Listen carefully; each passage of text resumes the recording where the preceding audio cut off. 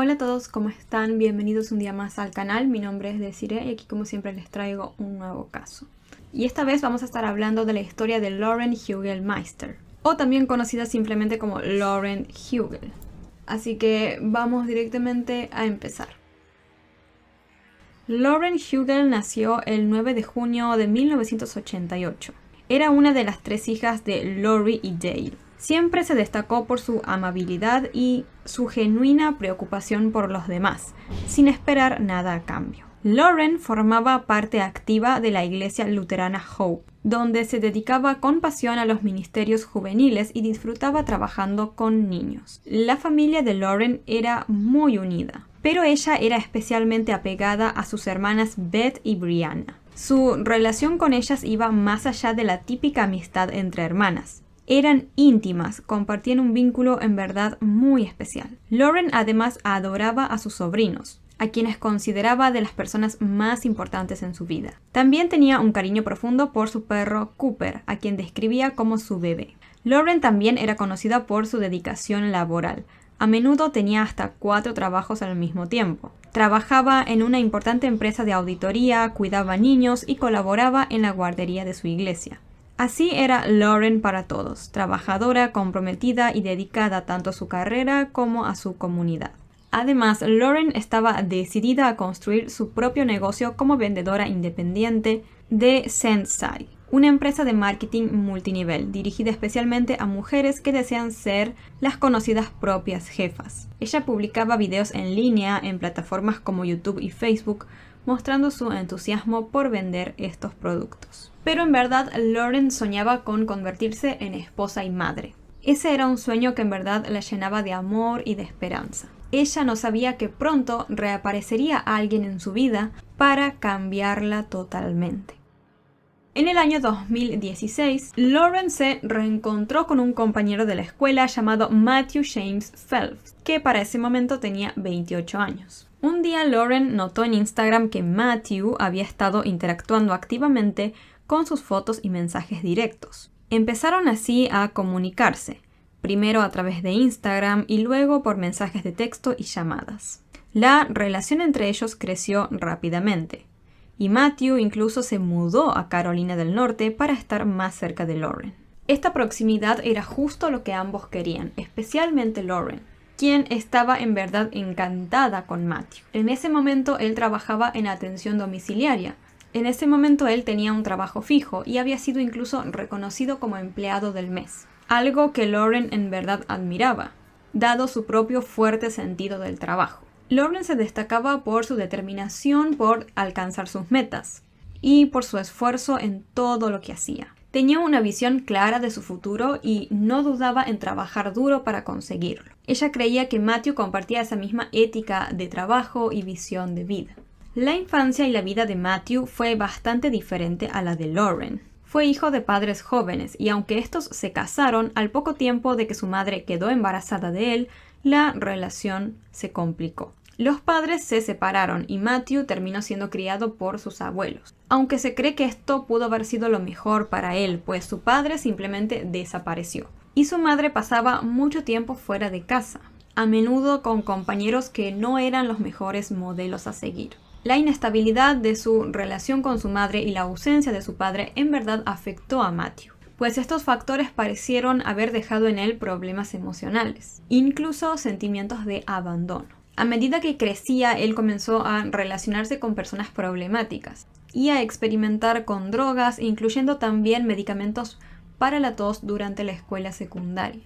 Matthew había asistido a una escuela cristiana y luego estudió misiones y evangelismo. Estos estudios, el acercarse más a la religión, lo direccionaron mejor en su época problemática y ayudaron a Matthew a recuperarse. Se decía que incluso él en un momento hasta había considerado convertirse en pastor, algo que Lauren en verdad encontraba muy atractivo. Cuando Matthew y Lauren se volvieron a encontrar, él ya había hecho un cambio significativo en su vida. Había abandonado las sustancias y se había estabilizado. La relación entre Lauren y Matthew avanzó velozmente. Lauren estaba feliz con el rumbo que tomaban las cosas. Para ella, su relación con Matthew era el centro de su vida. Se sentía muy afortunada de tenerlo a su lado. Al principio parecía que él encajaba perfectamente en su mundo. Como les comenté, la familia de Lauren era muy unida. Hablaban a menudo y se solían reunir para cenas familiares semanales. Matthew siempre participaba de estas reuniones. Para él, que estaba acostumbrado a un ambiente diferente, la calidez y cercanía de la familia de Lauren eran una experiencia nueva y reconfortante. Las cosas entre ellos dos avanzaron a un ritmo bastante rápido, y al poco tiempo Matthew le propuso matrimonio a Lauren. El padre de la joven les dio su bendición con la condición de que Matthew prometiera proteger a su hija. La pareja estaba muy emocionada, y también se sentía así la madre de Lauren, quien disfrutaba participando en los preparativos de la fiesta de compromiso y de la boda. Sin embargo, en una noche familiar jugando un juego en donde se tienen que hacer preguntas unos a otros, surgió una revelación inesperada.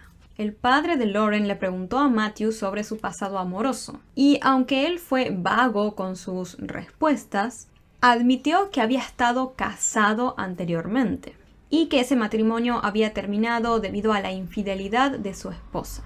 A pesar de que este momento fue un poco incómodo, la familia decidió seguir adelante y concentrarse más que nada esa noche ya en la planificación del compromiso y de la boda. Como Matthew tuvo siempre bastantes problemas familiares y estuvo dentro de todo alejado de sus padres, él solo quería invitar a 2 personas a la fiesta: a un amigo de su infancia y a otro de la universidad. Sin embargo, a la fiesta de compromiso terminó asistiendo la madre de Matthew, utilizando además un vestido blanco, algo que no se suele hacer ya que es la novia la que debe lucir ese color.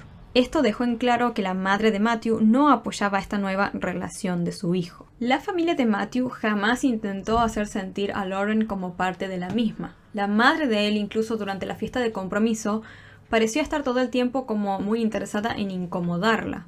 Esto llevó a Matthew a intervenir para defender obviamente a su novia. Y le dio a entender a su madre que no se metiera, ya que él no tenía una relación cercana con ella porque había estado ausente prácticamente la mayor parte de su vida. Pero esta intervención de Matthew no resolvió las tensiones. Así, bajo esta situación, llegó el día de la boda. La misma empezó como un evento hermoso y lleno de amor. Pero a pesar de los momentos felices, la presencia de la madre de Matthew hizo que el día fuera más complicado. La familia de Lauren tenía como la tradición de tomarse muchas fotos en los momentos importantes de cada miembro. Y en la boda de Lauren claramente mantuvieron esa tradición. Ellos quisieron captar en una fotografía un emotivo momento de Lauren junto a sus familiares y a su esposo. Sin embargo, la madre de Matthew interrumpió este momento, pidiendo tener una foto exclusiva con su hijo y empujando a Lauren fuera del encuadre de manera grosera. Pero bueno, a pesar de estos momentos incómodos, el día terminó siendo bastante especial y feliz para Lauren. Incluso terminó describiendo a la boda como el día más feliz de su vida. Poco después de la celebración comenzaron a surgir problemas en el matrimonio. Matthew empezó a mostrar celos y una posesividad inesperada hacia Lauren, una parte de él que no había aparecido durante su relación de novios. Matthew se volvió sobre todo extremadamente celoso de un amigo cercano de Lauren. Él estaba convencido de que ese amigo tenía sentimientos hacia ella. La inseguridad así se apoderó de él. Y se empezó a preguntar cosas sobre por qué una mujer como Lauren se fijaría en él, o incluso llegó hasta sospechar que ella lo estaba engañando. Matthew también cambió otros aspectos de su personalidad y de su vida, dejando de hacer muchas de las cosas que le gustaban a Lauren de él. Por ejemplo, cambiaba de trabajo con frecuencia, había dejado de tener como esa estabilidad laboral, dejó de asistir a la iglesia y también se alejó de las cenas y encuentros familiares. Parecía en verdad ser una persona totalmente diferente a lo que había demostrado mientras estaba de novio con Lauren. Matthew no solo no mantenía un trabajo estable, sino que también empezó a descuidar las finanzas, llegando a gastar casi $10,000 que Lauren había ganado y ahorrado con esfuerzo. Mientras Matthew actuaba de esta manera irresponsable, Lauren asumía todas las tareas domésticas después de su jornada laboral. Ella era quien limpiaba, lavaba la ropa, preparaba la cena, mientras él pasaba el día jugando videojuegos sin hacer prácticamente nada. Lauren se empezó a sentir frustrada y comenzó a cuestionarse qué hacer ante la situación. A pesar de los problemas, Lauren se decidió a intentar salvar su matrimonio. Para ello, ambos se fueron de vacaciones y visitaron a algunos familiares de Matthew en Kentucky. Pero una vez más, la madre de Matthew complicó las cosas. Por ejemplo, durante una sesión de fotos que iban a hacer, ella les pidió a Matthew y a Lauren que se vistieran de azul. Sin embargo, al llegar, resultó ser que los hombres tenían que vestirse de azul y las mujeres de blanco, algo que no coincidía con lo que la mujer les había indicado previamente. Lauren sintió que este había sido un claro intento de avergonzarla y hacerla sentir no bienvenida en la familia. Todas estas tensiones añadieron más estrés a un matrimonio que ya estaba prácticamente roto. Matthew incluso ya no hacía nada para defender a Lauren, ni siquiera para demostrarle que estaba a su lado. Finalmente, Matthew consiguió un trabajo estable, pero siguió gastando dinero de manera irresponsable y seguía sin contribuir en las tareas del hogar. Además, Lauren se enteró de que lo que había contado Matthew sobre su matrimonio anterior era mentira, pues esa relación se había terminado debido a las infidelidades de Matthew hacia su esposa, y no al revés, como él había dicho antes de casarse. Lauren hasta ese momento había mantenido todos estos problemas de su matrimonio en silencio, para, digamos, proteger la imagen de Matthew ante su familia. Pero un día no aguantó más y decidió contarle la verdad a su madre. Lauren se abrió con ella y con su hermana sobre la difícil situación que estaba viviendo. Su hermana en ese momento notó lo agotada que estaba Lauren y cómo en verdad luchaba por salir a flote. Pero a pesar de todos los problemas, Lauren aún quería salvar su matrimonio. Así que con la esperanza de mejorar las cosas, Lauren, su madre y su hermana se sentaron un día con Matthew a hablar. Elaboraron un plan financiero que le sugirieron que él siguiera y le comentaron cómo podía hacer él para contribuir más en el hogar. Aunque Matthew pareció interesado en la idea al principio, Lauren no estaba muy segura de si en verdad iba a cumplir con lo que decía. Y no se equivocaba, porque después de esto las cosas siguieron empeorando y las tensiones crecieron. Matthew siguió gastando dinero de forma súper irresponsable y mostrando una total falta de respeto hacia Lauren.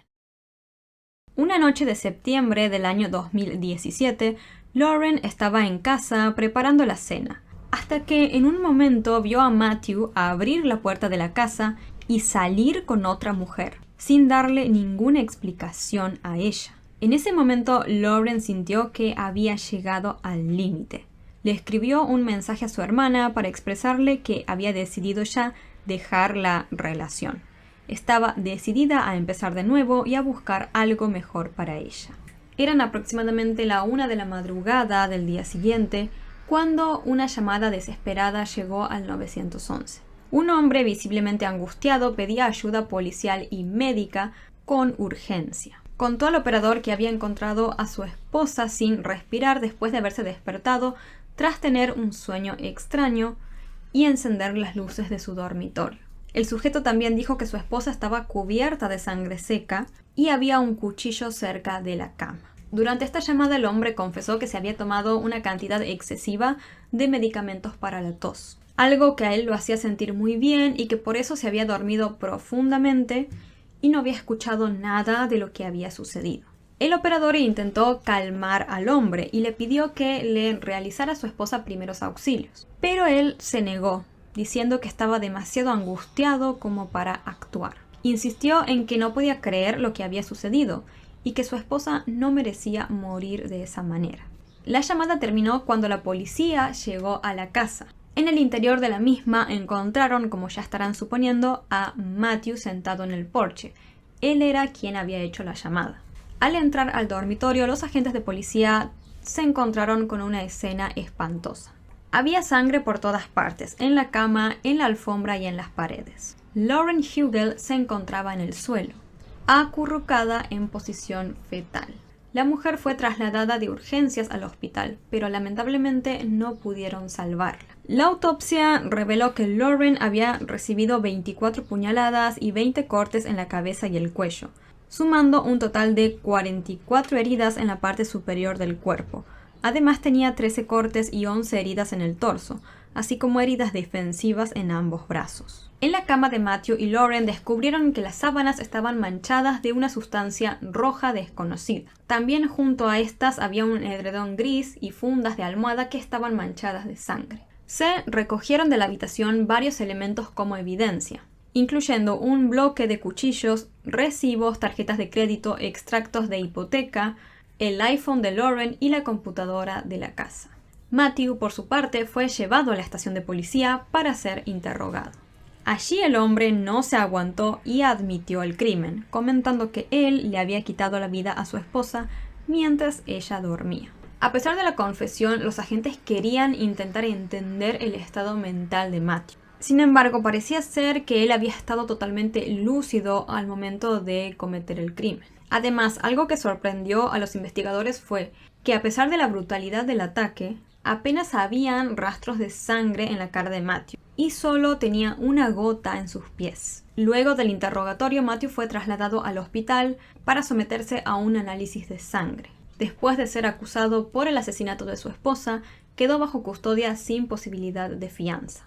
La policía la misma noche de los hechos llamó a los familiares de Lauren para comentarles la espantosa noticia. Se cuenta que cuando su madre se enteró de lo sucedido, gritó tan fuerte que despertó a toda la casa.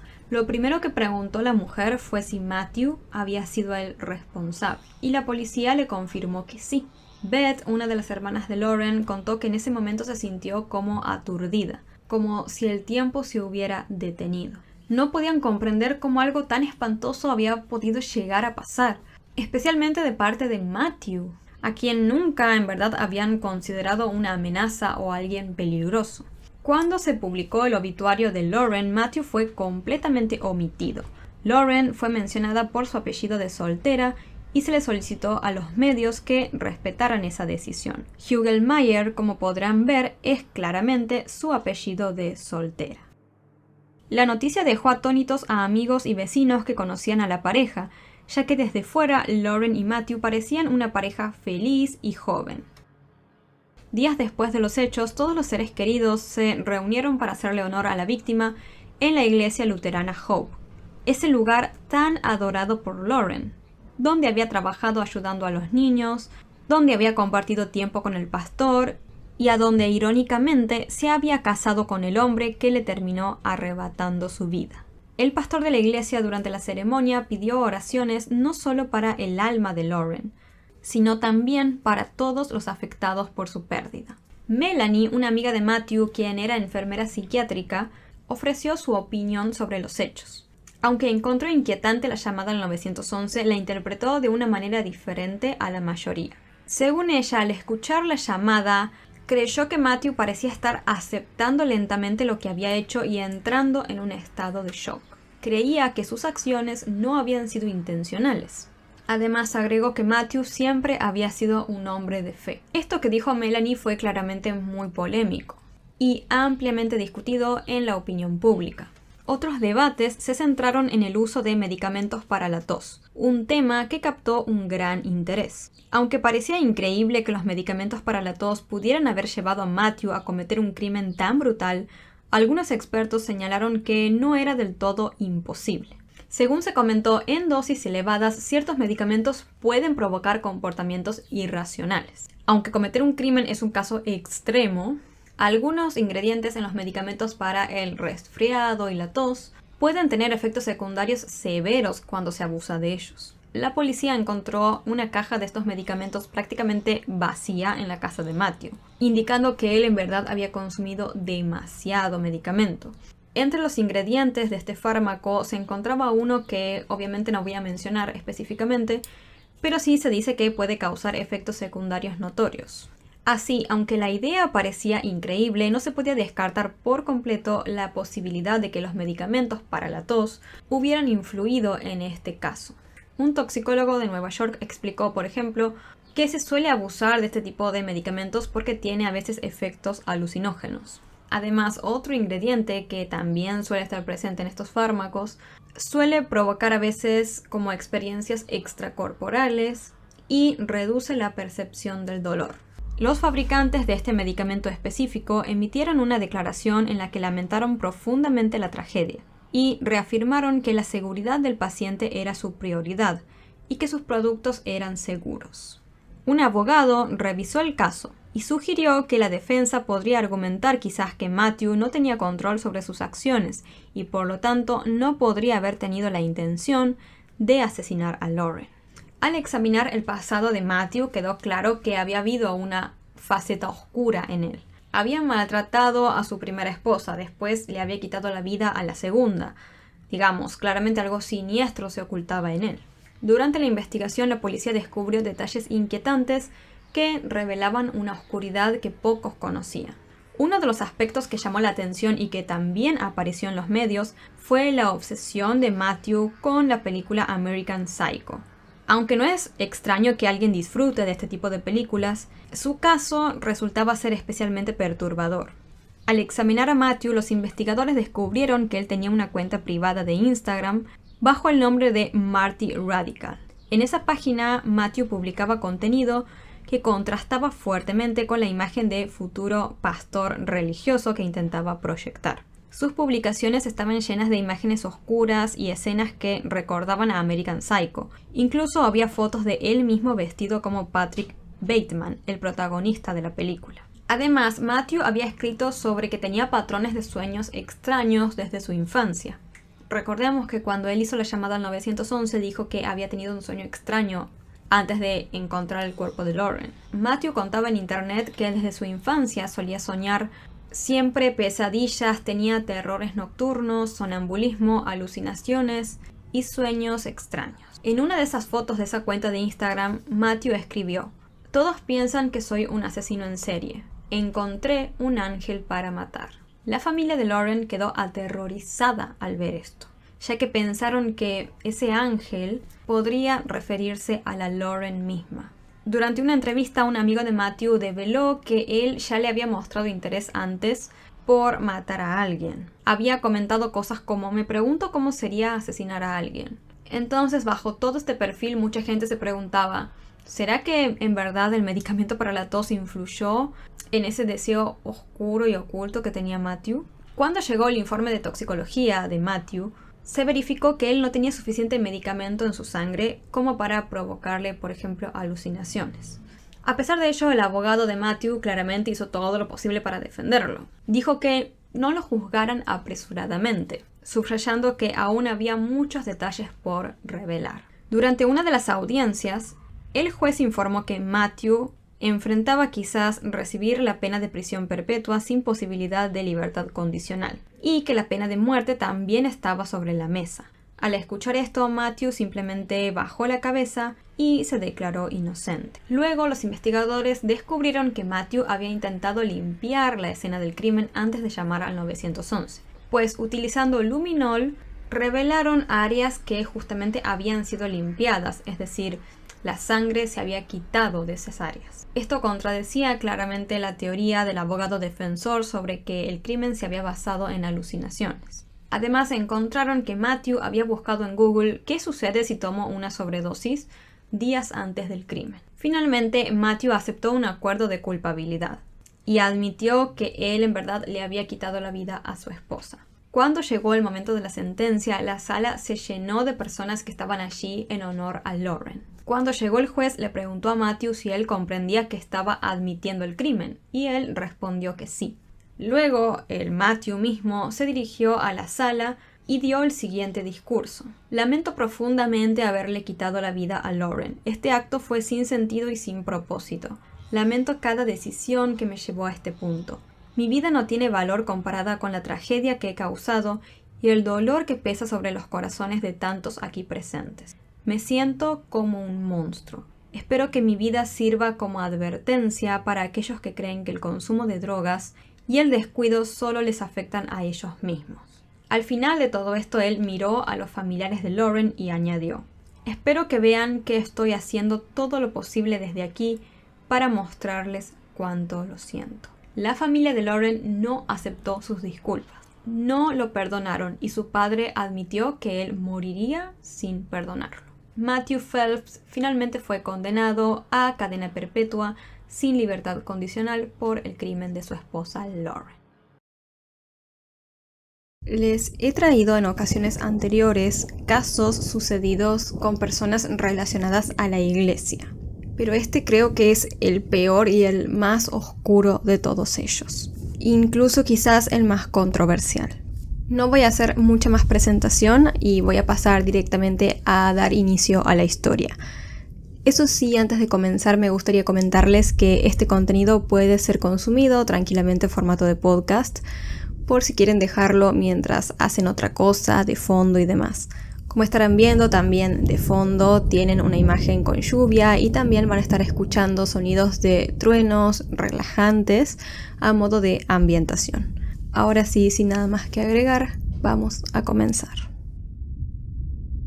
En 1992, en el tranquilo estado de Kerala, India, vivía la hermana Abhaya, una joven de 21 años con una vida llena de fe y dedicación. Ella se esforzaba día a día por alcanzar su sueño de servir al Señor como una religiosa. Su vida transcurría en el convento del estado, un lugar pacífico donde muchas jóvenes compartían su misma vocación. Kerala, conocida como la ciudad de las letras, en donde estaba ubicado este convento, no solo se distingue por su riqueza cultural y literaria, sino también por ser un importante centro de la comunidad cristiana en India. Aunque los cristianos son solo una minoría en el país, representando apenas el 2.3% de la población, en Kerala tienen una presencia significativa. Este estado es famoso también por sus vastas plantaciones de caucho. Ofrece además un ambiente sereno marcado por la espiritualidad de sus iglesias. Como les comenté, la hermana Abhaya era parte de todo este entorno. Su rutina diaria estaba llena de oración, estudio y preparación para un futuro dedicado a ayudar a los demás. Para marzo de 1992, los días de la hermana eran muy intensos, ya que se aproximaban los exámenes.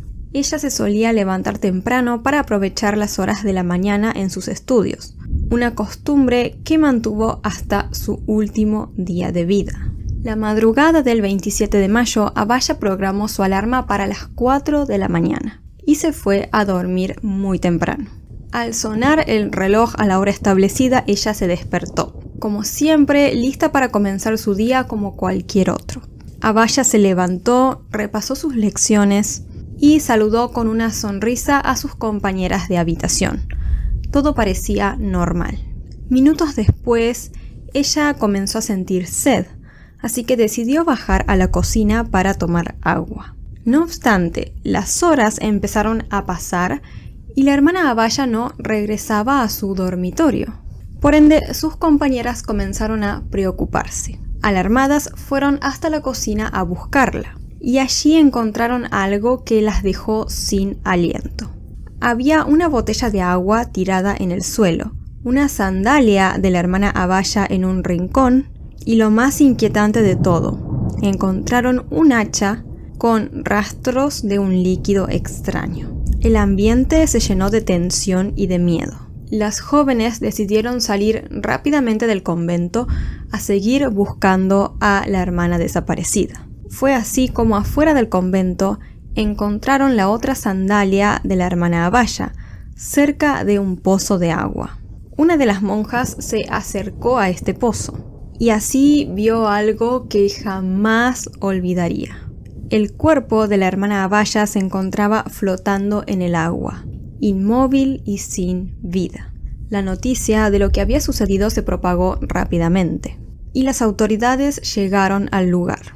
Documentaron cuidadosamente toda la escena, tomaron fotografías del cuerpo y le realizaron una autopsia después para esclarecer la causa de la muerte. Los resultados de la autopsia develaron detalles perturbadores. La hermana Abhaya tenía heridas en el rostro y el cuerpo, así como también un fuerte golpe en la cabeza, aparentemente causado por un objeto afilado. No obstante, la causa oficial de muerte se distinguió como ahogamiento. Toda la comunidad del convento quedó devastada. No podían entender cómo le había pasado algo así a la hermana Abhaya, una joven conocida por su bondad y dedicación. Sus compañeras la noche anterior al día de su muerte habían compartido con ella una cena llena de risas y conversaciones. Y ahora tenían que enfrentarse a la dura realidad de su ausencia. Según los primeros informes, se dedujo que la hermana Abaya había tomado la decisión de terminar con su propia vida, arrojándose ella misma a ese pozo de agua, supuestamente por estar sufriendo de una depresión. Sin embargo, sus compañeras del convento no podían aceptar esta versión, porque entre los hallazgos habían varias pruebas inquietantes. El cuerpo tenía marcas de uñas en el cuello, una herida significativa en la cabeza y moretones en diferentes partes del cuerpo. Por otro lado, después las autoridades del convento no permitieron que la ropa de la hermana Abaya fuera llevada para un análisis forense. Por el contrario, optaron por quemarla poco después de que el cuerpo fuese retirado. Estas acciones generaron más sospechas porque ¿por qué te apresurarías a quemar la ropa evitando de esta forma que la misma fuera analizada? Además, otras circunstancias tampoco encajaban. Como les conté, en la cocina había una botella de agua derramada en el suelo y no había una explicación para esto tampoco. Además, recordemos que cada una de las sandalias de la hermana fueron encontradas en lugares diferentes. Y si ella hubiese querido terminar con su vida, ¿por qué habría corrido a ese pozo de agua dejando una de sus sandalias atrás? Las inconsistencias eran tantas que resultaba imposible ignorarlas. La familia de Abaya rechazó categóricamente la idea de que ella estuviera deprimida. Aseguraban que era una joven feliz, comprometida con su vocación y con su futuro prometedor. La sospecha entonces de que algo oscuro estaba sucediendo llevó a la comunidad a actuar. Se organizaron diferentes protestas para exigir justicia. La gente salió a las calles a pedir que se reabriera el caso, pero los líderes de la iglesia y el convento permanecieron en silencio. Cuando les preguntaban algo de lo que había sucedido, insistían en que la hermana Abaya se había suicidado, debido a que supuestamente, como les conté, estaba pasando por una depresión. Y si no, decían que se podría haber tratado de un accidente, que tal vez ella se resbaló y se cayó al pozo. Estas actitudes por parte de los líderes del convento de querer dejar a toda costa muy en claro que el caso de la hermana Abaya había sido o un accidente o un suicidio, no hacían más que alimentar las teorías de que quizás algo estaba siendo encubierto. Y por si eso ya no fuera suficiente, pocos días después, el convento continuó con sus actividades, como si nada hubiese pasado.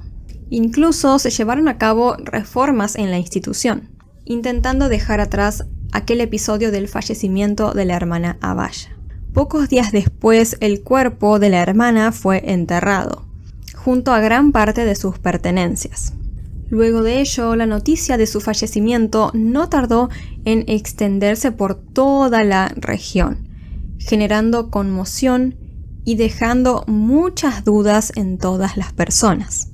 La falta de claridad en las investigaciones y las inconsistencias en los informes llevaron a un creciente descontento público.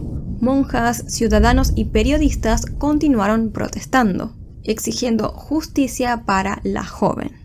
Presionado por la opinión pública y por los medios de comunicación, el gobierno tomó la decisión de transferir el caso al CBI, la principal agencia investigativa de la India.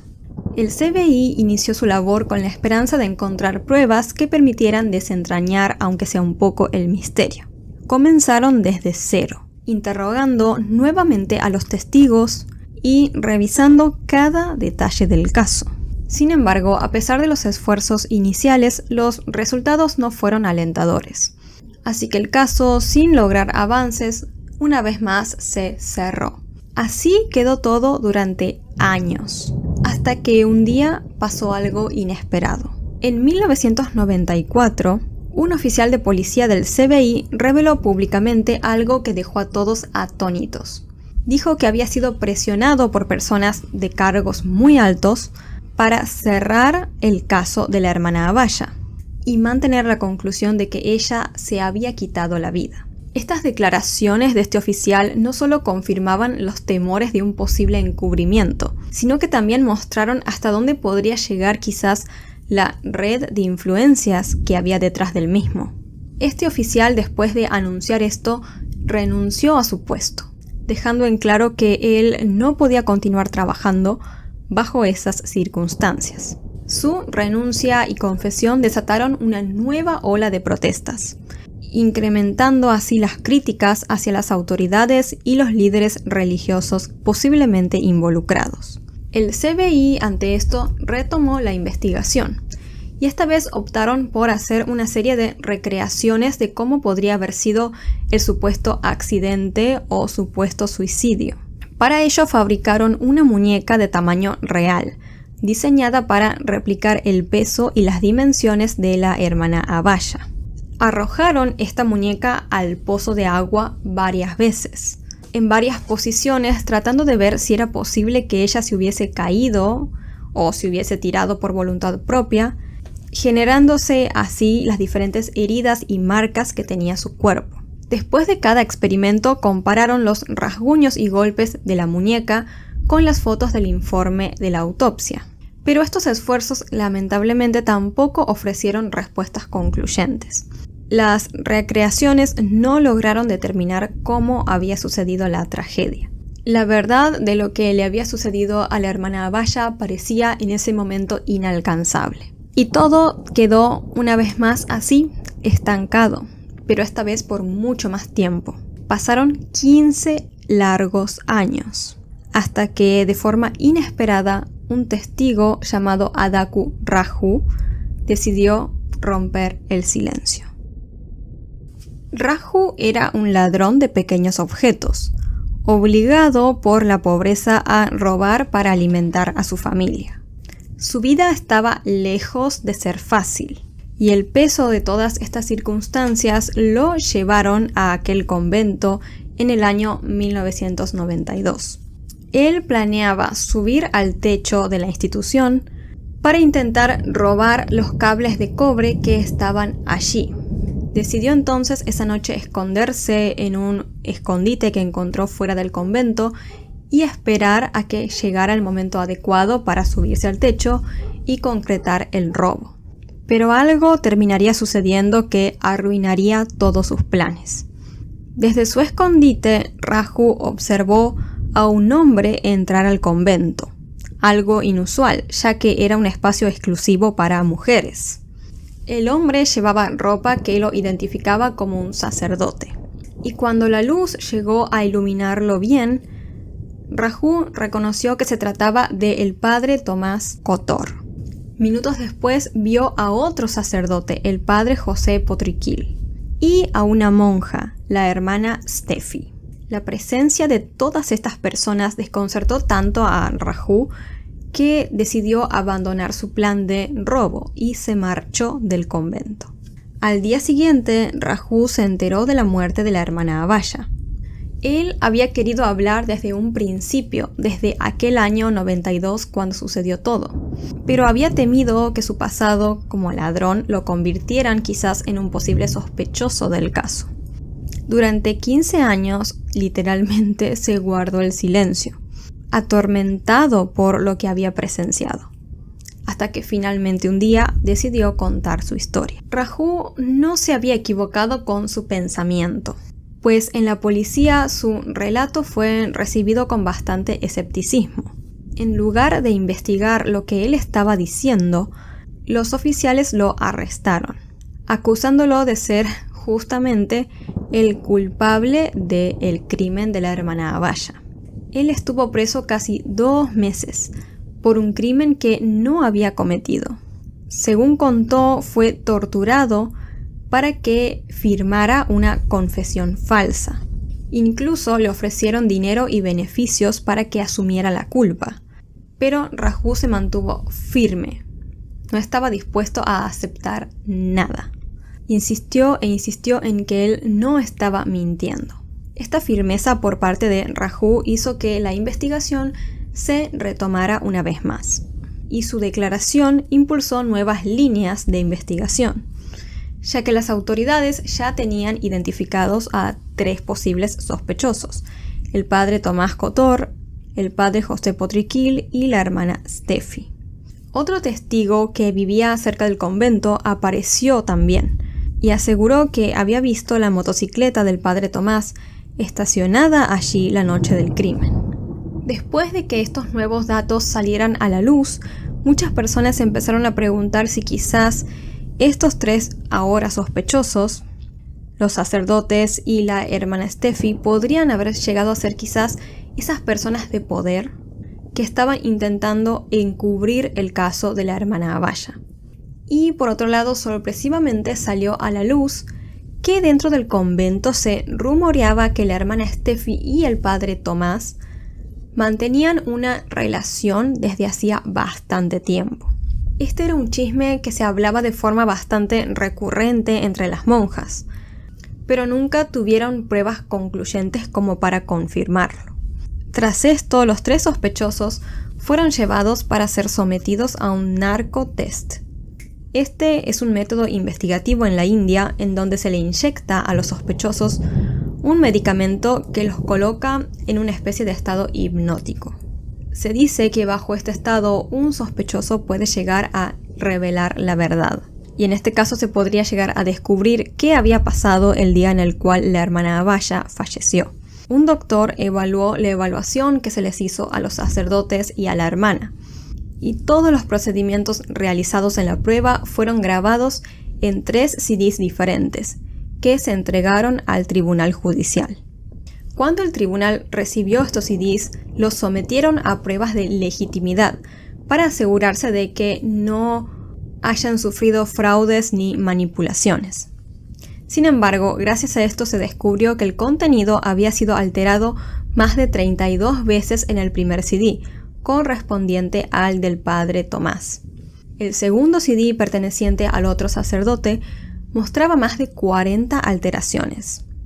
Y el tercero, que contenía la grabación de la hermana Steffi, presentaba más de 18 ediciones.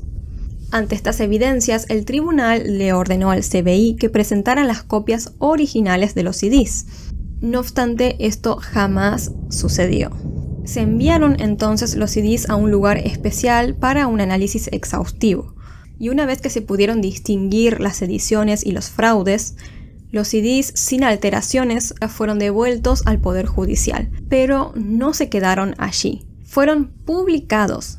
Y las grabaciones fueron transmitidas en una cadena local de televisión del país. Literalmente todo Kerala vio el resultado de ese narcotest.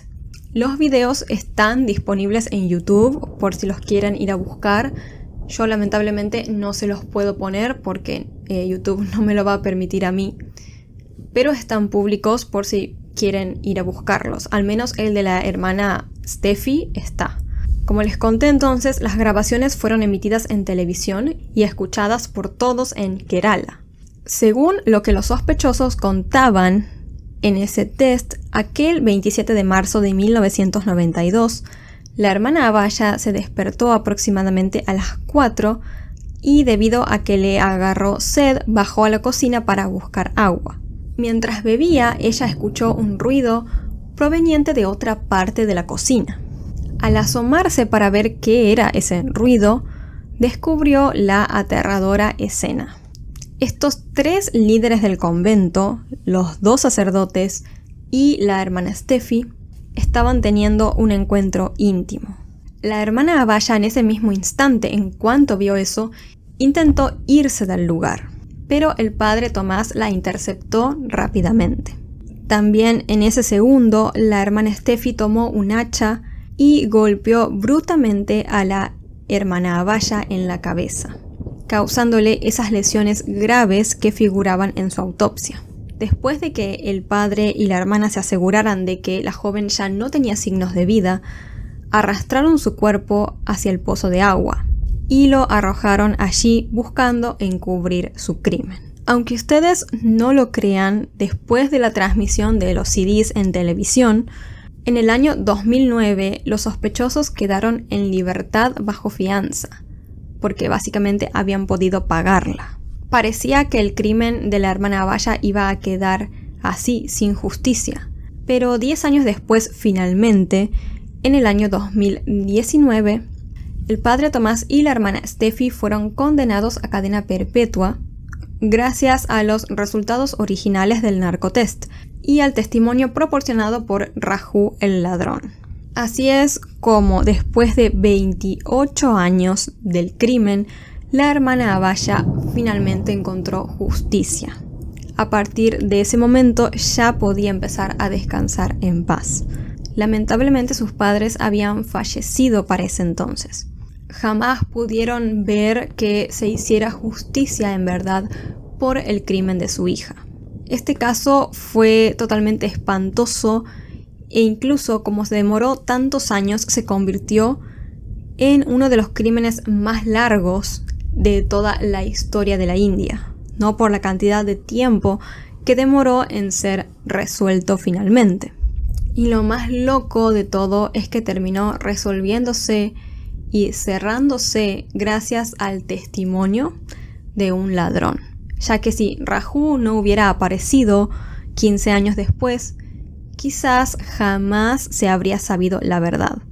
Y este sacerdote con esta monja habrían quedado impunes de por vida, siguiendo con su vida como si nada hubiese pasado. Este caso da tanta bronca además porque literalmente a la hermana Abaya le quitaron la vida por haber visto algo prohibido dentro de la religión que ellos practicaban, ¿no? Algo que quizás podría haber llegado como a arruinar la reputación tanto de las autoridades del convento como de la institución en sí. Siento que algo tan simple como haber tenido sed esa mañana y haber decidido ir a tomar un vaso de agua fue lo que llevó a que la joven fuera asesinada literalmente. Me pongo a pensar, ¿qué habrá pasado si ella no sentía sed, si ella se quedaba estudiando en su cuarto? Posiblemente habría seguido con vida porque jamás habría visto lo que no tenía que ver, digamos, ¿no? No habría estado en el lugar equivocado en el momento equivocado. Pero al fin y al cabo, ¿qué importa eso? Porque no importaba lo que ella hiciera o no hiciera. Claramente sus asesinos fueron 100% los culpables y los que nunca tendrían ni que haber pensado en hacerle daño a ella. Además, yo creo, ¿no?, que la hermana Abaya, la verdad, tras haber visto eso, no los habría delatado. Pero porque también siento que estaría como develando la hipocresía que hay en su propia religión y ni siquiera a ella le convenía, no sé. Como que siento que la verdad fue un crimen demasiado atroz, demasiado atroz. Ni siquiera le dieron la oportunidad de que ella dijera, no, miren, no se preocupen, no voy a contar nada, confíen en mí, no sé, nada. Fue así automáticamente como le quitaron la vida. La desecharon como si no valiera nada, literalmente. Y por si todo eso no fuera poco, utilizaron después estas personas el poder que tenían por ser autoridades, personas importantes en el convento, para encubrir el crimen y casi se salen con la suya. Afortunadamente, aunque sea tarde, apareció este hombre, este ladrón, decidiendo hablar, ¿no? Porque si no, este caso jamás se resolvía y esas personas literalmente se habrían salido con la suya. O sea, pero que me da una bronca solamente pensar en que eso posiblemente podría haber llegado a pasar. Como que siento que viven su vida simulando que siguen una religión y unas ideas, cuando en realidad claramente no las están siguiendo porque terminan haciendo lo que quieren. Y además después se terminan quizás saliendo con la suya después de hacer un acto tan aberrante sin tener ni un gramo de consecuencias. O sea, no sé, me da como una bronca todo. Pero bueno, afortunadamente, aunque sea tarde, los condenaron, ¿no? Aunque sí, deberían haber pasado muchos años más en prisión, porque si los habrían condenado en el momento, nada, obviamente habrían pasado mucho más tiempo en prisión, como que pudieran vivir muchos años como si nada pasara, ¿no? Lamentablemente, por cómo se demoró todo. Pero bueno, al menos en algún momento se hizo justicia. Imagina a alguien que parece tenerlo todo: fama, poder, fe y familia. Pero detrás de esa fachada de perfección se esconde una verdad oscura y perturbadora. Esta es la historia de Flor Delis, un caso que sacudió a Brasil y que nos hace cuestionar todo lo que creemos sobre la fe, la familia y la verdad. Mi nombre es Desiree y hoy les traigo el caso de Fiordelis dos Santos de Souza. Fiordelis no era una persona común. Era una figura célebre, cantante de gospel, pastora de su propio ministerio pentecostal, llamado el Ministerio Fiordelis, y con una comunidad de seguidores que abarcaba miles de fieles y 6 iglesias. Además, era candidata a diputada. Incluso la propia vida de Fiordelis fue llevada al cine con grandes actores brasileños. Anderson, su esposo, por su parte, era el motor detrás del éxito de Fiordelis. No solo manejaba los asuntos del ministerio, sino también su carrera política. Además, era el encargado de mantener en orden su hogar, un enorme complejo que albergaba a su extensa familia, un total de 55 hijos. Sí, como escucharon, 55 hijos, la mayoría de ellos claramente adoptados. De ellos, 22 vivían en esa casa y tenían edades que oscilaban entre los 3 y 40 años. La casa de Fiordelis y su esposo era como una gran casa-hogar, llamada Asociación Hogar de la Familia Fiordelis.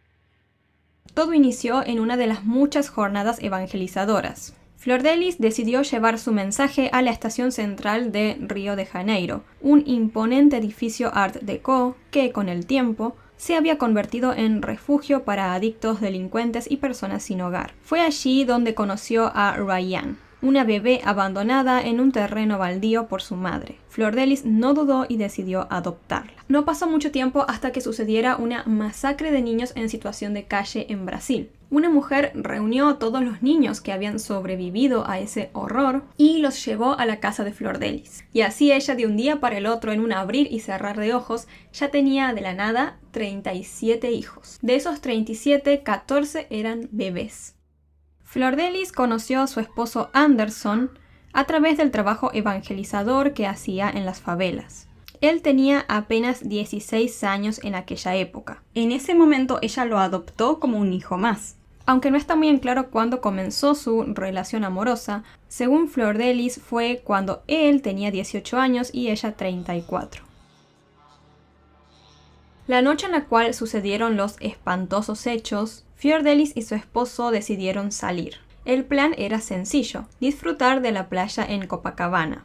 Así salieron de su casa y recorrieron el paseo marítimo de Copacabana, disfrutando del bullicio nocturno y haciendo una parada en un café al aire libre para comer pescado frito. Dentro de este café, en un gesto de amor, Anderson, lleno de amor, se subió a una silla y le gritó a Fiordelis: te amo, así enfrente de todos. Estaba siendo en verdad una noche perfecta para ellos, pero pronto tendrían que volver a casa, ya que al día siguiente había servicios en la iglesia. A las 2 de la mañana entonces decidieron regresar. Anderson iba al volante y Fiordelis se entretenía con su teléfono jugando Pet Rescue.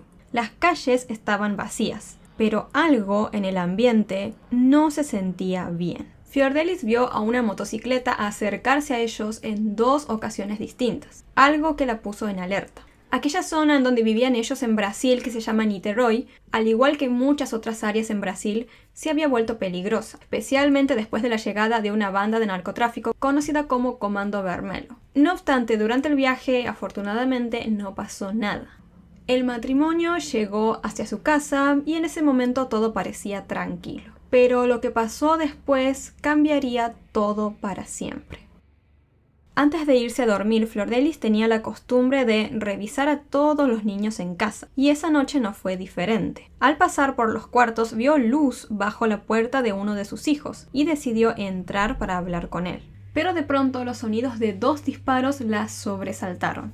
Segundos después, escuchó los gritos de una de sus hijas, que decía: mi padre, mi padre. Fiordelis salió corriendo, y pronto vio a 2 de sus hijos cargando el cuerpo ensangrentado de Anderson, su esposo. Iban hacia el auto para llevarlo al hospital. Fiordelis fue con ellos, pero cuando llegaron ya era demasiado tarde.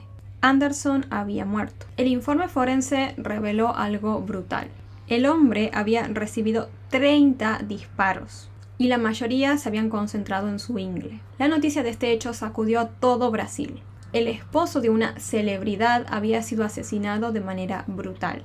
Las muestras de apoyo y solidaridad no tardaron en llegar. Luego, Fiordelis y su familia organizaron una vigilia en la iglesia más grande del ministerio. La imagen de Fiordelis durante esta vigilia, destrozada por el dolor, casi desmayándose junto al cuerpo de su esposo, quedó grabada en la mente de los presentes. Todos dedujeron al principio que el crimen se había tratado de un intento de robo en la casa, pero pronto diferentes pistas empezarían a develar una verdad mucho más oscura. La autopsia develó que Anderson había sido cruelmente disparado en la zona genital, provocándole un dolor insoportable antes de morir. Si se hubiera tratado de un robo, sería difícil pensar que le hubieran disparado ahí con tanta maldad. Por otro lado, la familia de Flordelis tenía 2 perros, pero ninguno de ellos ladró la noche del crimen, lo cual era bastante extraño porque los perros suelen ladrar cuando un extraño ingresa a la casa. La investigación se estaba volviendo entonces cada vez más compleja, pero después aparecieron las primeras pistas. Unos videos de unas cámaras de seguridad dentro de la casa de Flordelis develaron que Anderson efectivamente no había sido víctima de un simple robo. En el video se podía distinguir a un joven que había llegado aquella noche misteriosamente a la casa. Él era Lucas, quien antes vivía junto a la familia de Flordelis. Los agentes buscaron a Lucas y lo llevaron para ser interrogado. Él contó que se había ido de la casa de Flordelis hacía meses atrás, pero que esa noche de los hechos él se encontraba cerca vendiendo drogas en una favela. Después de terminar su trabajo, planeaba ir a una fiesta, pero decidió pasar antes por la casa de Flordelis. Afirmó que él simplemente quería pasar por allí y que no tenía nada que ver con el crimen. Sin embargo, la policía sospechaba de que Lucas sabía mucho más de lo que decía. Con una estrategia astuta, los agentes le hicieron creer que habían arrestado al conductor del Uber que lo había llevado a la casa aquella noche. Lo engañaron diciéndole que el conductor había contado toda la verdad. Después de que le dijeron esto, Lucas admitió que ese mismo conductor de Uber lo había llevado a una favela semanas atrás para comprar un arma. Sin embargo, afirmó que él no sabía que esta arma sería utilizada para cometer un crimen. Lucas contó que se la compró como un favor para Flavio, uno de los hijos biológicos de Flordelis. Los agentes se pusieron a investigar los antecedentes de Flavio y así encontraron que él tenía una orden de arresto pendiente por violencia doméstica. Así que los oficiales decidieron ir y arrestarlo. Y esto lo hicieron el mismo día en el cual se llevó a cabo el funeral de Anderson. Al funeral asistieron importantes figuras del mundo evangélico. Flordelis, por su parte, llegó tarde, vistiendo gafas oscuras y rodeada de una comitiva que la escoltó hasta el lugar del entierro. Según testigos, ella estaba llorando, pero no parecía desesperada. Al finalizar la ceremonia, Flordelis abandonó el lugar rápidamente, mientras que la familia de Anderson permaneció en el cementerio, con un aire de dolor inconcluso. Lo que sucedió después es digno de una película de policías. Mientras la caravana de autos salía del cementerio, la policía detuvo el vehículo en donde iba Flordelis, y ahí arrestaron a su hijo Flavio, quien también se encontraba viajando en el mismo auto. Una vez en custodia, Flavio confesó rápidamente haber participado efectivamente en el asesinato de Anderson. Pero a pesar de esta confesión, el caso estaba aún lejos de resolverse. Aún habían muchas coincidencias que no cuadraban. Por ejemplo, los teléfonos de Anderson y Flavio habían desaparecido y nadie sabía dónde estaban. El día 19 de julio, la policía fue a la casa de la familia en un intento de buscar estos teléfonos, pero no los encontraron. Lo que sí hallaron fue el arma utilizada para el crimen, una pistola fabricada en Argentina, y que estaba escondida en la cómoda de justamente Flavio. Aunque no había huellas dactilares en el arma, encontraron un vello púbico y luego las pruebas forenses confirmaron que le pertenecía a Flavio. En los días siguientes, 6 hijos más de Flordelis fueron detenidos, ya que, como les comenté, a la policía no les cerraban muchas cosas que estaban viendo en la investigación, que ya se las voy a comentar un poco más adelante. Tiempo después, las autoridades emitieron cargos formales en contra de ni más ni menos que de Flordelis, acusándola de estar involucrada en el crimen de su esposo Anderson. Todo había sucedido en esa casa, entonces parecía evidente que ella tranquilamente podría haber sido cómplice. Esta noticia cayó como una bomba para todo Brasil, pues se trataba de una celebridad muy querida y muy respetada que ahora estaba involucrada literalmente en un asesinato. Tras salir la noticia, su partido político suspendió a Flordelis. Los actores que habían participado en la película sobre su vida expresaron su arrepentimiento por haber promovido su historia, y 5 de las 6 iglesias que lideraba cerraron. Pese a todo, Flordelis siempre se mantuvo insistiendo en que era inocente, alegando que ella era una víctima de conspiración. orquestada por intereses poderosos que querían hacerla ver como culpable. Por más de que los cargos por los cuales se la acusaban eran bastante graves, Flor de Lis quedó simplemente bajo arresto domiciliario con una tobillera electrónica. Pero por más de que ella quería afirmar a toda costa que era inocente, cada vez aparecían más cosas en su contra. Se descubrió que Anderson, su difunto esposo, había tenido otra pareja anteriormente con la que tuvo 3 hijos. Además, era extraño que Flor de Lis nunca hablaba de él por su nombre, sino que simplemente lo llamaba como mi esposo. Por otro lado, se empezó a ver que las adopciones que hacía Flor de Lis eran un poco turbias. Es cierto que hubo una masacre de niños durante esa época en Brasil, pero muchas personas se empezaron a cuestionar de si los niños que había escogido Flor de Lis habían sido verdaderos sobrevivientes de ese trágico evento, o si simplemente eran niños de vecindarios comunes. En un país como Brasil, donde los registros públicos suelen ser confusos, especialmente entre las comunidades más vulnerables, obtener claridad sobre estos hechos resulta ser bastante difícil. Pero la realidad era que Flor de Lis nunca formalizó sus primeras adopciones, así que después los tribunales brasileños la acusaron de albergar ilegalmente a menores. Además, el hogar no siempre fue un lugar enorme y feliz. La familia en un principio vivía apretada en una pequeña casa de 2 habitaciones, hasta que un día una orden judicial los obligó a huir. Según contó Flor de Lis, vivieron en las calles durante un tiempo, hasta que un joven les ofreció su modesto apartamento. La situación cambió en verdad cuando Flor de Lis se encontró con un funcionario de las Naciones Unidas, que era líder de un grupo defensor de los derechos de los niños. Ellos, conmovidos por la historia de Flor de Lis y cómo había acogido a tantos niños, decidieron crear la Asociación Hogar de la Familia Flor de Lis, ese lugar y esa enorme casa en donde vivían cuando sucedieron los hechos. Después de esto, la vida de Flor de Lis volvió a tomar un giro inesperado cuando apareció en uno de los programas de televisión más populares de Brasil en el año 2002. Su historia de rescate y devoción la hizo famosa, y poco después firmó un contrato discográfico con la mayor compañía de música gospel del país. A partir de ese momento, el dinero para Flor de Lis comenzó a fluir. No solo tenía su nuevo hogar, su nueva casa, sino que también estaba ganando bastante dinero. Finalmente le podía acomodar una vida cómoda a sus tantos hijos. Entonces ella, gracias al contrato con la discográfica, grabó varios discos y viajó por Europa y Estados Unidos, cumpliendo muchos de los sueños de cantante que ella tenía. Después, una noche, Flor de Lis tuvo un sueño que marcaría su destino. Ella caminaba sola por una carretera cuando una voz profunda la instó a cruzar un montón de papeles que yacían a sus pies. Entre esos papeles ella vio su foto con 4 números. En las elecciones para el Congreso de Brasil, cada candidato es identificado por un número de 4 dígitos. Ahí fue cuando se le despertó algo a Flor de Lis y decidió que iba a hacer política. Anderson, su esposo, lógicamente y como siempre lo hacía, la apoyó incondicionalmente. Y ese sueño de ser política pronto se convirtió en una realidad. Flor de Lis, que ya había ganado enorme notoriedad en el ámbito evangélico y en muchos otros, encontró el apoyo en el dueño de la discográfica en donde ella había grabado su disco, y en un destacado diputado federal. Entonces, Flor de Lis tuvo así el camino libre para postularse como diputada. Lo curioso de su campaña fue que en lugar de financiar a otros candidatos locales, como era costumbre, varios candidatos a diputados estatales decidieron apoyarla a ella, financiando su campaña por completo. Pero fue justo ahí cuando sucedió la tragedia, el asesinato de Anderson, que claramente lo cambió todo por completo. Tiempo después, Flor de Lis siguió insistiendo en que ella no tenía nada que ver con la muerte de su esposo, y que en verdad había sido un complot planeado por sus propios hijos. Ella contó que a principios de 2019 había encontrado mensajes de texto preocupantes en su teléfono, mensajes que según ella no sabía quién los había mandado, ya que todos los niños y todos los que vivían en esa casa usaban su teléfono.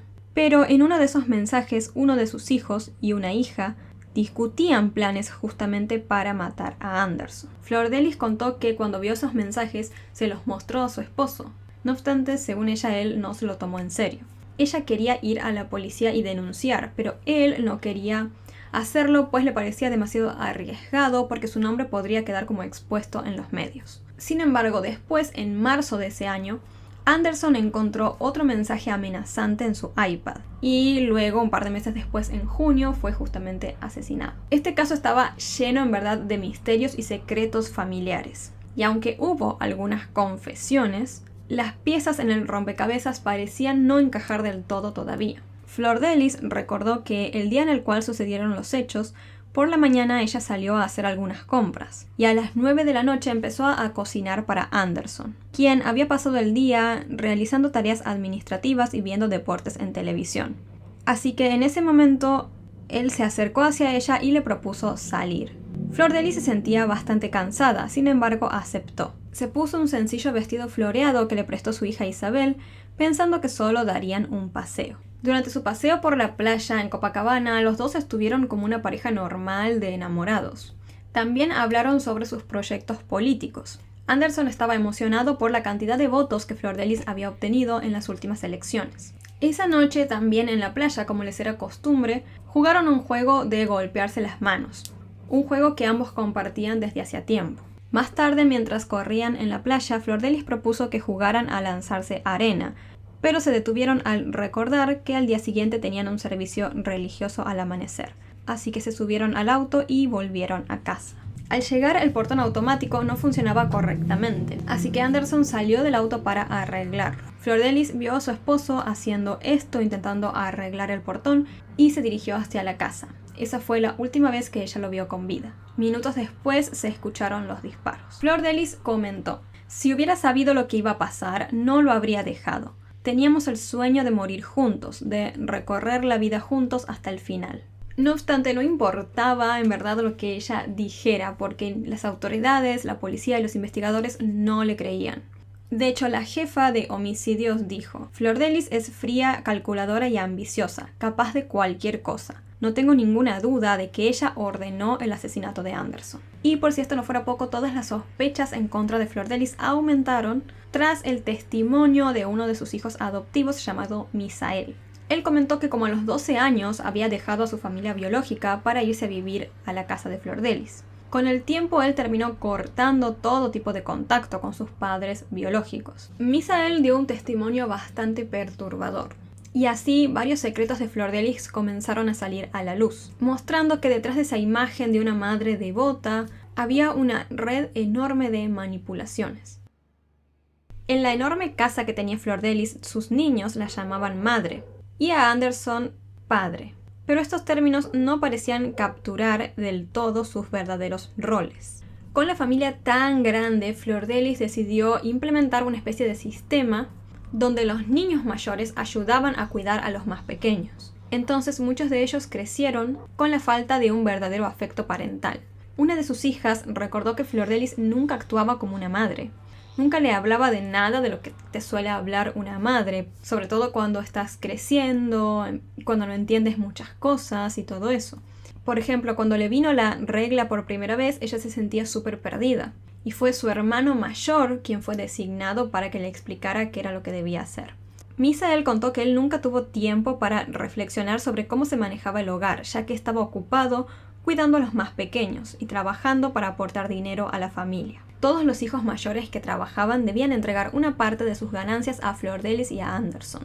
Luana, la esposa de Misael, también muy cercana a Flor Delis, había trabajado para ella como chofer y secretaria personal. Ella contó que poco a poco fue descubriendo el control psicológico que Flor Delis ejercía sobre la familia. En una ocasión, ella encontró una daga en el armario de Misael. Cuando le preguntó al respecto de esto, él explicó que Flor Delis se la había dado para matar a la bestia. Flor Delis, por su parte, negó que esto fuera así y dijo que Misael estaba hablando disparates. No obstante, el joven comentó también que Flor Delis en ocasiones solía encerrar a sus hijos por días, alegando que necesitaban ser purificados. La noche del crimen de Anderson, Luana y Misael estaban durmiendo en su casa cuando recibieron una llamada de Luciano, otro de los hijos adoptivos.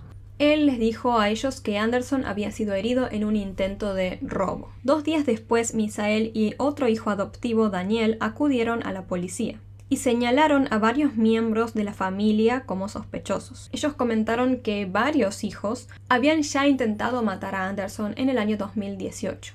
Al principio trataron contratando a un sicario, quien falló, y después comenzaron a envenenarlo con arsénico. Esto no le quitó la vida, pero sí lo llevó a Anderson al hospital en varias ocasiones. Finalmente armaron un plan que funcionó: dispararle a su padre en su propia casa. Marcy, otra hija adoptiva, le había pedido a Lucas que organizara el asesinato y lo hiciera parecer un robo fallido.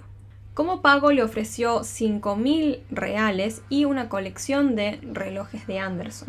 Flavio fue quien disparó en verdad, mientras que otros hermanos o hijos adoptivos ayudaron con la logística y distrajeron a diferentes testigos. Si bien ya estaban determinándose un poco más los roles en todo este crimen, a medida que la investigación avanzaba, la policía seguía sospechando de que el verdadero cerebro detrás de todo esto era la propia Flordelis. Pero ¿por qué habría querido ella matar a su esposo siendo que estaban súper bien y él siempre la apoyaba en todo y demás? La investigación reveló que el motivo podría estar en diferentes disputas familiares. Los conflictos por dinero y sobre todo el resentimiento hacia la creciente influencia de Anderson creaban un ambiente tenso. Cuando la policía no logró encontrar el teléfono celular de Anderson, solicitaron a la compañía telefónica un chip vinculado a su número. Tras conseguir descifrar su contraseña, lograron descargar todos sus registros de la nube. Después de eso, la policía se dio cuenta de algo crucial. Uno de los investigadores dijo: era evidente que él, es decir, Anderson, organizaba todo, controlaba todo, incluso las reuniones políticas de Flordelis. Podíamos ver un claro conflicto de poder. Flordelis y Anderson al parecer no estaban tan bien. Parecía ser que más que nada era un matrimonio que, como líderes de una iglesia prominente, no podía separarse. Ella era la cara pública y una funcionaria electa, mientras que él manejaba el dinero y parecía ser la mente maestra detrás de su carrera política. En otras comunicaciones a las cuales pudieron tener acceso los policías a través de los teléfonos, se distinguió que Flordelis tenía una especie de complicidad con un pastor llamado Luciano, y empezaron a creer que era bastante posible que ella planeara reemplazar a Anderson por Luciano. Además, los investigadores comentaron, ella tenía la habilidad de manipular a los niños para que mataran a Anderson, gracias a su gran poder psicológico sobre ellos. Sabía cómo explotar la fragilidad de cada uno. A una de sus comparecencias en la corte, Flordelis llegó vestida como una ama de casa Amish, con un vestido largo y estampado y su cabello recogido con un moño. Mientras ella se sentaba con modestia, los guardias introdujeron a la corte a los 10 coacusados por el crimen, es decir, 10 de sus hijos adoptivos. El juez leyó los cargos y afirmó que Flordelis había liderado una conspiración para asesinar a Anderson. Muchos otros hijos de Flordelis ese día declararon que ellos creían efectivamente que ella estaba detrás del crimen. Sin embargo, cuando el juez le preguntó a Flordelis si ella estaba en verdad involucrada, volvió a defenderse y a decir que era inocente, comentando que después de Dios, Anderson era lo más importante de su vida. Los hijos acusados de participar en la conspiración afirmaron que el asesinato de Anderson había sido un acto de venganza impulsado por una hija llamada Simone.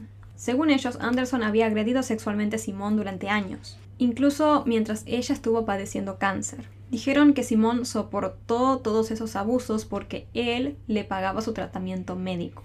Por su parte, el abogado de la familia de Anderson contradijo esta afirmación, presentando un documento que mostraba que el tratamiento médico había sido cubierto por un seguro. Además, comentaron que no se hallaron pruebas de abuso sexual y también señalaron que Simone había tenido una relación amorosa antes de que Anderson se casara con Flordelis, pero que esta relación no había pasado más allá que simples besos. Simone, por su parte, admitió ante las autoridades que ella sí había participado en el crimen, pero porque había proporcionado dinero para comprar el arma.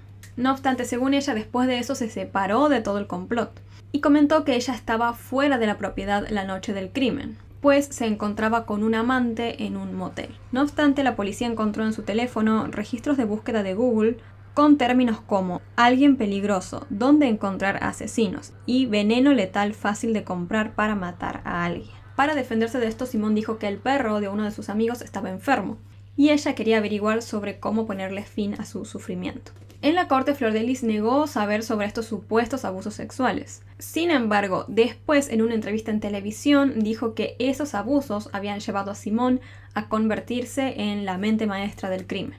Flordelis también en su defensa estalló contra Misael.